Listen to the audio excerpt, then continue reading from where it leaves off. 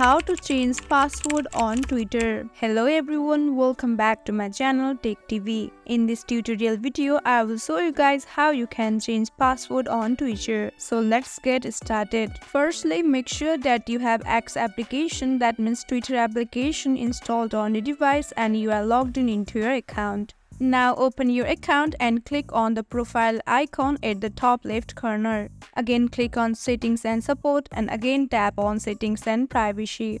Now you will be appear to the settings of your account. From the different options, click on the first option that says your account. Now here you will be appeared to this page where you can see 4 different options. So just click on the second option that says change your password. Now finally enter your current password and again write your new password for 2 times. After you are okay with your password, finally click on update password option.